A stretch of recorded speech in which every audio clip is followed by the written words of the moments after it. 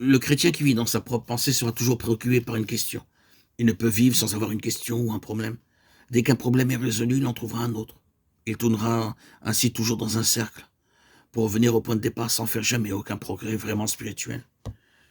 Comme un cheval dans un manège, il est fouetté et poussé sans connaître jamais un épanouissement de vie et de vision. Ou bien il harcèlera les autres de ses propres idées et cherchera à soumettre leurs pensées aux siennes.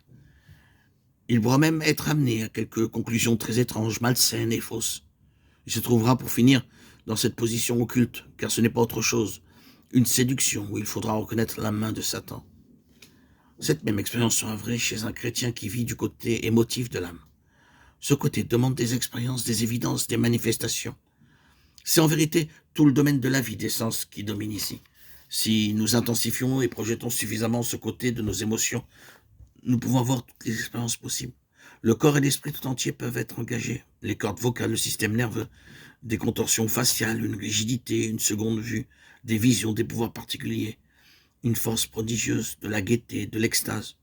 Toutes ces choses, depuis de simples commencements, peuvent provenir de la vie psychique, de la vie de l'âme, tendue et forcée sous l'effet d'un désir intense.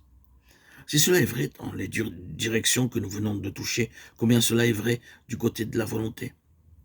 Une âme impétueuse, impérative, cassante, qui n'a pas sous le gouvernement du, qui n'est pas sous le gouvernement du Saint-Esprit est une menace terrible pour les intérêts de Dieu. Elle prendra des décisions, adoptera des moyens, assurera ses buts, occupera ses positions au nom de sa dévotion pour Dieu. Et ce ne seront que des tours de Babel, des pyramides d'Égypte, des Ishmaël d'Abraham, non pas d'Avraham. Il y aura pour finir beaucoup de remords liés à de tels efforts, accompagnés du désir qui n'ait jamais existé. Le résultat en sera quelque chose de faux et beaucoup ont peut-être pu être entraînés dans cette tragédie.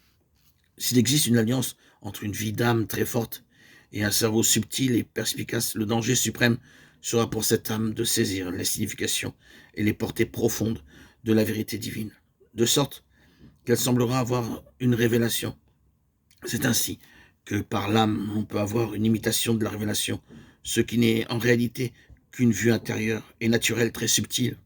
En général, lorsque l'âme est forte dans une direction, nous la trouverons forte dans d'autres directions. Et le désir intense de posséder un sens de pouvoir ne sera pas éloigné.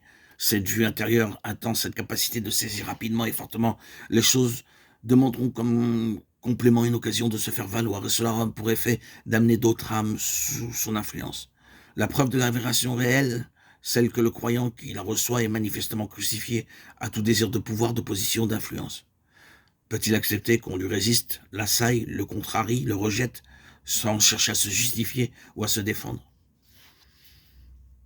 Un élément d'autorité personnelle ou de justification personnelle détruira le ministère et discréditera la révélation d'un tel croyant. Oh, le danger qu'il y a à vouloir se saisir de la vérité divine pour s'en servir.